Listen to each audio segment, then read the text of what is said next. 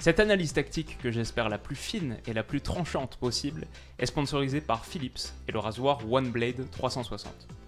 Les amis, bienvenue, j'espère que vous allez tous très bien et je suis très content de vous retrouver pour cette nouvelle analyse. L'Olympique de Marseille s'incline à Londres contre Tottenham, une victoire 2-0 acquise en toute fin de match grâce à 2 buts signés Richarlison. Pas mal de trucs à débriefer aujourd'hui.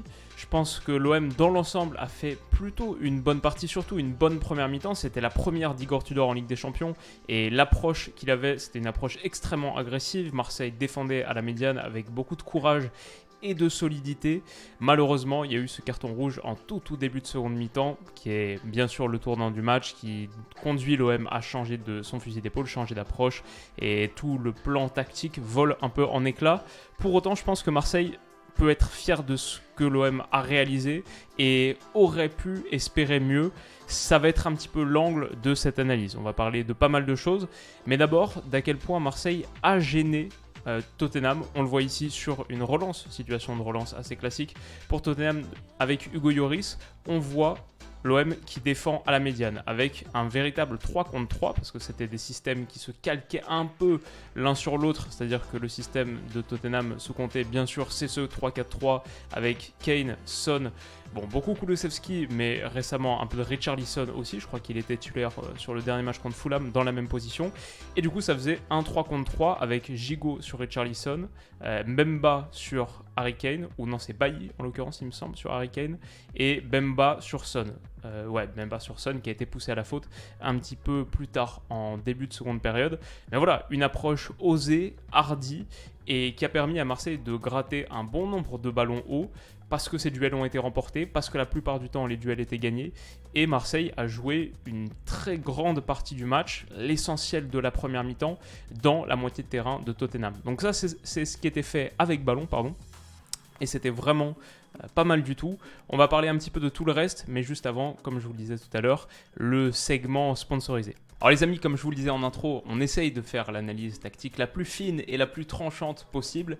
Elle est donc sponsorisée par Philips et le rasoir OneBlade 360. Il y a deux choses que j'aime particulièrement chez ce rasoir, déjà au-delà de sa taille, juste sa prise en main en général qui est cool, mais deux choses qui me plaisent particulièrement. D'abord, c'est que les lames en elles-mêmes et leur technologie 360 offrent plus de confort grâce à moins d'allers-retours. Elles s'adaptent au contour de mon visage pour un contact constant avec la peau, même sur des zones qui sont un peu plus difficiles d'accès, avec une durée moyenne de remplacement d'à peu près 4 mois. Et puis la deuxième chose que je trouve particulièrement bien avec le OneBlade 360, c'est que c'est un appareil et un outil connecté. Il y a une application, l'application Daily Care, depuis laquelle on peut faire pas mal de choses. La feature qui me plaît le plus de toutes, je pense que c'est celle-ci qui permet de voir à quoi on ressemblerait avec des styles différents. Grâce à la technologie réalité augmentée, on a des conseils pas à pas pour améliorer son style. On choisit un style, puis l'application nous indique comment le faire exactement. On a des conseils en temps réel pour réguler la vitesse de son rasage, combien de fois il faut le faire par semaine en gros. Enfin, un outil de tracking là qui notifie quand la performance des lames de rasoir décline ou quand la batterie doit être chargée. On le voit par exemple, je peux voir qu'effectivement la batterie doit bientôt être chargée ou que les lames de rasoir, en l'occurrence, elles sont plutôt en bon état et on est bien pour l'instant. Voilà en gros pour tout ça. Maintenant, vous pouvez essayer le nouveau OneBlade 360 en souscrivant au OneBlade Club. Vous recevrez le rasoir, les lames, tout ça dans un pack qui sera livré directement chez vous. Et puis après, vous pourrez fixer la fréquence de livraison des nouvelles lames. Tout ça pour 6,99 par mois. Merci au OneBlade 360 pour cette analyse fine et précise, on espère la plus possible. D'ailleurs, on y retourne.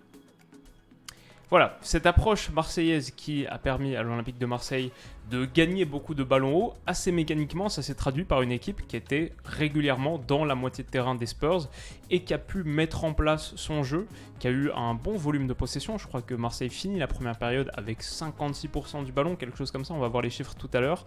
Et donc voilà, on le voit, cette ligne de 3 Gigot, Bailly, Mbemba, ok, en phase de préparation. Rongier, Verretou, Ça aurait pu être un petit peu meilleur dans l'animation. Guendouzi et bien sûr Tavares là, Tavares en mode piston, Klose qu'on voit pas, qui est un petit peu plus bas sur l'écran. Et c'était Guendouzi, Gerson sous Luis Suarez, qui n'a pas eu beaucoup de profondeur à exploiter. Et ça, c'était peut-être le petit souci, déjà peut-être dans l'approche collective, tactique et structurelle de l'Olympique de Marseille. Si tu gagnes beaucoup de ces ballons hauts et que tu ne joues pas bas sans ballon, peut-être il te manque ce que Marseille fait de mieux avec ballon, c'est la projection très rapide, hyper verticale, dans les grands espaces, dans la profondeur d'une ligne adverse haute. Ça, il y avait un petit peu moins, et du coup, j'ai trouvé cet Olympique de Marseille très bon dans ce qui était fait sans ballon, l'agressivité, mentalement, le duel, etc. Les duels. Par contre, avec, ça manquait un petit peu de qualité technique, et du coup, c'est dommage parce qu'on sort de cette première période en se disant que Marseille aurait pu faire franchement mieux, beaucoup mieux. Donc, ok, Tottenham était aussi assez ok, je pense, avec le fait de laisser Marseille avoir le ballon, ce qui a donné une première période avec un petit manque de qualité technique, mais au moins il y avait du courage. Voilà, là on le voit ici par exemple, à la récupération pour Marseille, il y a un coup franc qui est gagné là tout de suite pour Verretou et pour Rongier qui va finalement jouer le coup franc. L'idée, ça va être d'aller allonger, d'aller chercher vite de l'espace.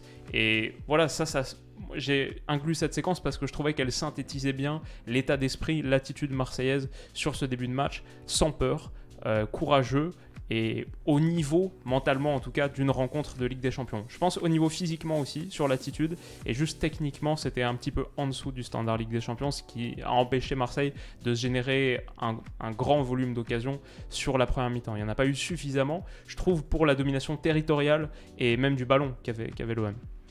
Ok, par exemple, ici, c'est une situation où je pense Nuno Tavares doit faire mieux, et c'est dommage parce que lui, c'est un des joueurs étincelants du début de saison marseillais. On sait ce qu'il peut faire, même revenir sur son pied droit, etc. Et je l'ai trouvé assez emprunté techniquement. Il y a eu beaucoup de gestes un peu ratés, souvent ces ballons à destination de Jonathan Klose, comme ici. Il est un petit peu trop derrière, ce qui conduit Marseille à perdre un ballon qui était pourtant un ballon intéressant. Peut-être tu pouvais trouver du jeu de combinaison intérieure ou juste poursuivre ta phase de possession ou juste tout simplement faire ce que tu voulais faire là, écarter, peut-être trouver ensuite un relais de Klose pour Gerson, quelque chose, peu importe, plutôt qu'une perte assez dommageable. Donc voilà, ça c'est pour Marseille. En revanche, ce qui a été très bien fait, cette séquence l'illustre bien, c'est Mbemba sur la première mi-temps. Ça a été un monstre. Il a remporté, j'ai envie de dire, 100% de ses duels, en tout cas pas loin. Ici, en l'occurrence, sur Heung-min Son, hop, gros impact et sans faire de faute. Ce qui permet à Marseille d'aller vite se projeter avec du jeu en une touche, en transition offensive. Guendouzi qui trouve un bon ballon, qui a été super dans ce registre, qui trouve un bon ballon pour Nuno Tavares lancer. Et juste, voilà, là ça va manquer un petit peu de qualité sur le centre. J'ai envie de dire, même sur la prise de décision, c'est difficile ça.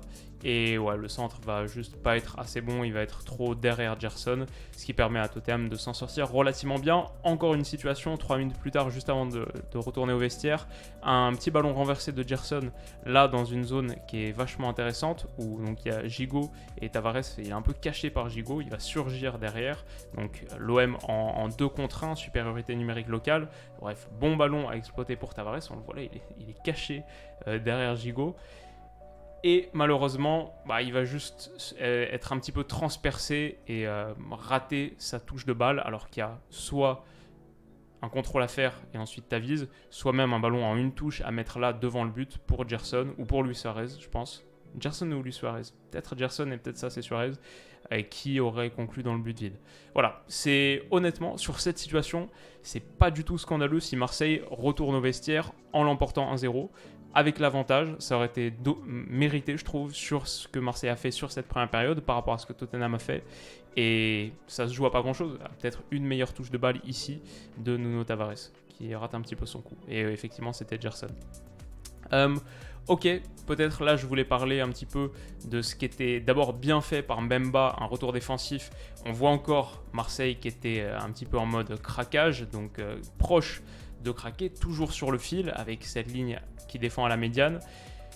Mais Mbemba revient super bien, met le pied haut, réussit à renvoyer le ballon dans la moitié de terrain de Tottenham. Et là, ce qui était assez intéressant sur ce match, même si techniquement la première mi-temps était pauvre et il y a eu beaucoup d'erreurs, ça restait assez divertissant parce que chaque équipe était un petit peu constamment sur le fil. Je pense que finalement le Tottenham de Conte et l'OM de Tudor, dans ce que ces deux équipes cherchaient à faire sur le terrain, c'était assez proche. Les systèmes étaient proches, mais même les ambitions et la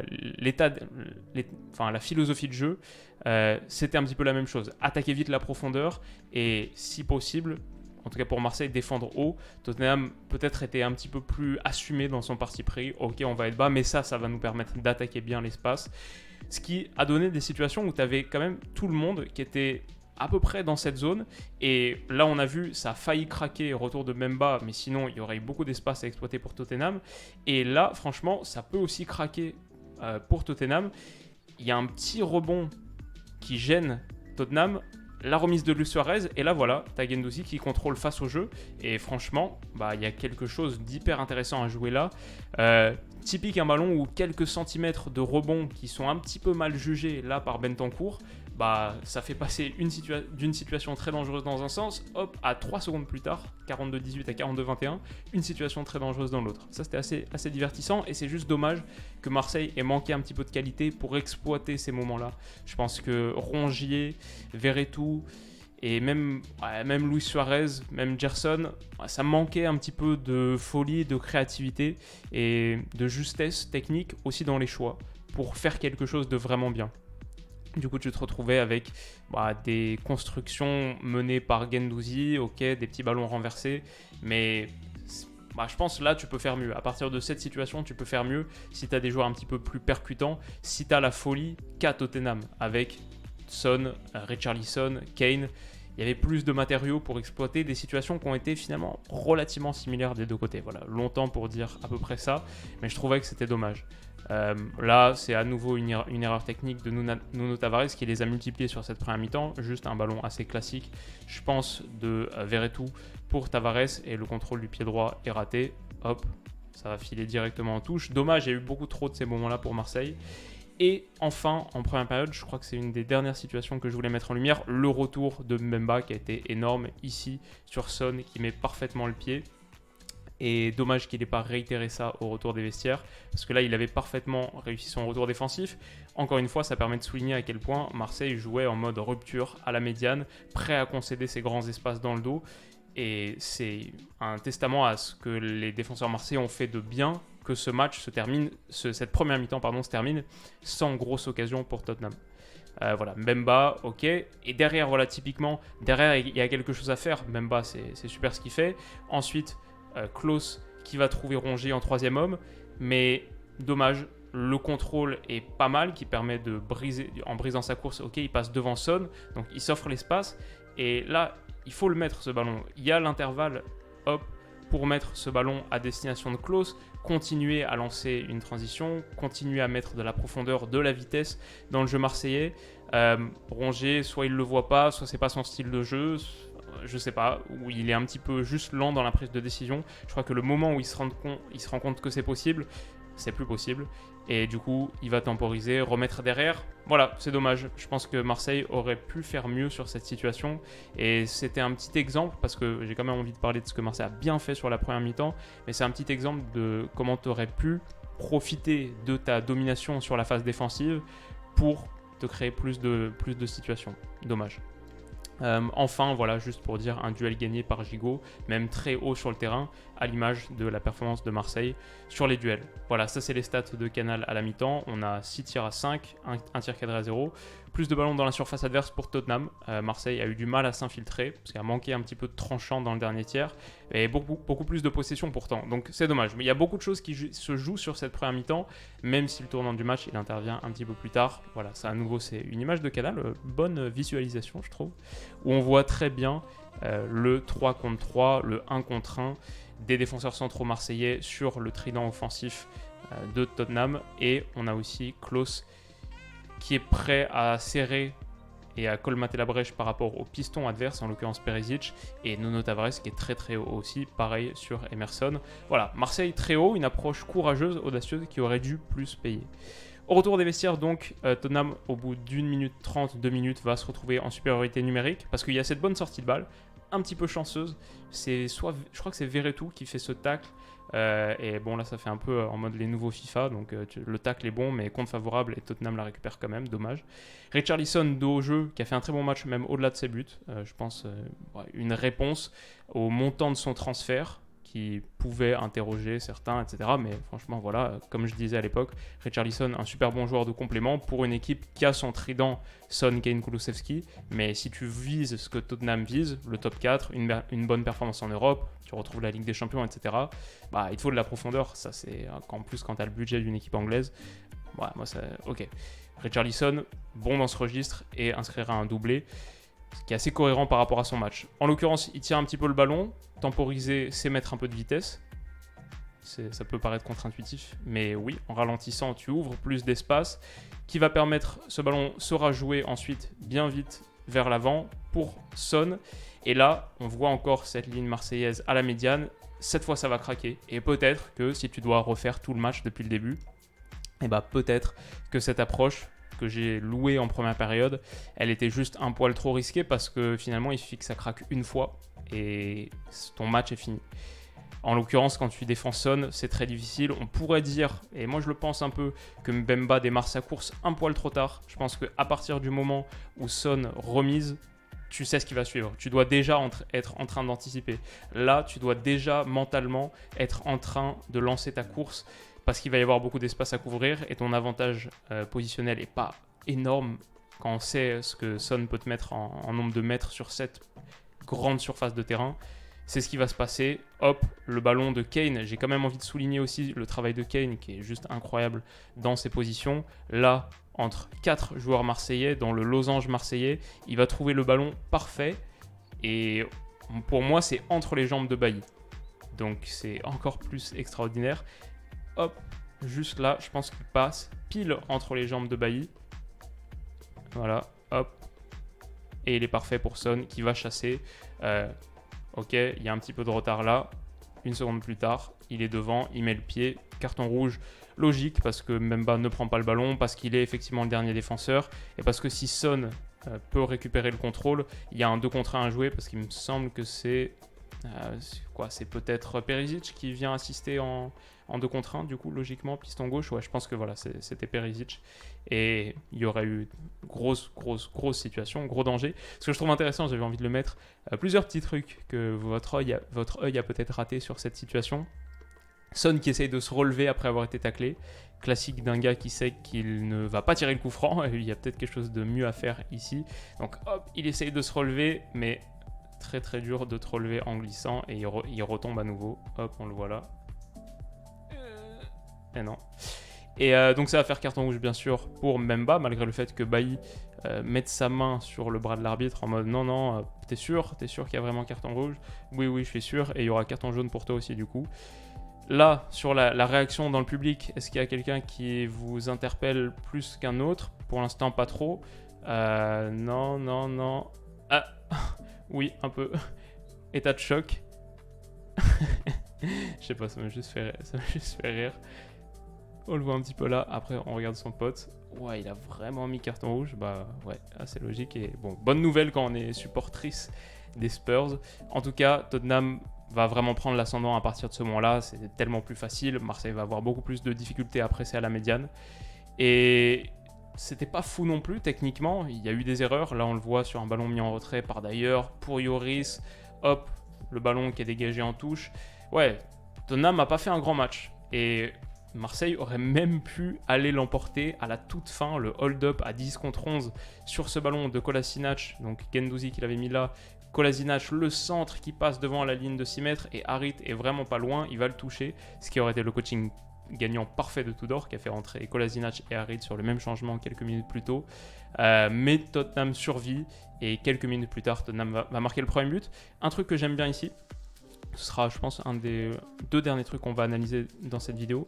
Ce que j'aime bien ici, c'est le mouvement de Ben Davies. Ben Davies qui donne à Perisic et qui ensuite va foncer là dans l'intervalle. Ça va chambouler un petit peu la défense marseillaise. Parce que pour l'instant, on a Balerdi qui est un peu en protection de Son. On a Bailly qui est en protection de Richarlison. Et on a Gigot qui couvre Kane. Ok, c'est du 3 contre 3. Même on peut dire que Kane, je pense que c'est Kolasinac là qui aide également. Il y a Guendouzi qui est là. Donc pour l'instant, il n'y a pas vraiment de supériorité pour Tottenham dans cette zone, mais le déplacement de Ben Davies va faire, et peut-être que Balerdi joue un petit peu mal le coup, mais Balerdi au moment du centre, va être un petit peu coincé entre Davies et Son là. Prêt à jaillir au tout premier poteau sur Davies. Finalement, ça fait que Son, c'est plutôt Bailly qui, au moment du centre, on le voit là, c'est plutôt Bailly qui va aller se coller à Son. Et Gigot, lui, il a été attiré par Kane. Clairement, la grosse peur de Samuel Gigot à ce moment-là, c'est clairement Kane. Et on va le voir, c'est une défense marseillaise qui coulisse au fur et à mesure de l'action. Donc, pour l'instant, on a Bailly qui est là sur Richarlison. Mais finalement, avec la course de Davies, Balerdi coulisse d'un cran, plutôt se met sur Davies. Bailly là va plutôt aller sur Son et Gigot a pris Kane. Gigot qui ici aurait dû changer pour Richarlison parce que Bailly est sur Richarlison au début, mais ensuite Richarlison, ok, bonne petite course là, et tu te retrouves à 2 sur Kane. C'est hyper mal joué parce que tu peux pas laisser un gars là seul, c'est interdit. Le centre de Perisic est parfait, ça te fait une belle jambe d'être à 2 sur Kane là. Et bien sûr la course de Davies était un leurre total, on n'allait jamais lui remettre. Seul trouvé au 6 mètres, Paul Lopez peut faire un petit peu mieux, mais ça a vraiment été mal jugé et joué par ces deux gars-là. En particulier, je dirais Samuel Gigot qui doit mieux voir Richarlison parce que le gars est devant lui. Bon, dommage. Donc but de Richarlison, Gigot sera aussi fautif pour moi sur le second but. Là, il n'y a pas vraiment de supériorité numérique locale qui est créée, c'est juste qu'il perd son duel aérien. Il y a peut-être une petite poussette de Richarlison, mais c'est tellement léger. Et pour moi, Gigot tombe après avoir compris qu'il perdait le duel aérien. À souligner aussi le coup de tête de Richarlison qui est assez phénoménal.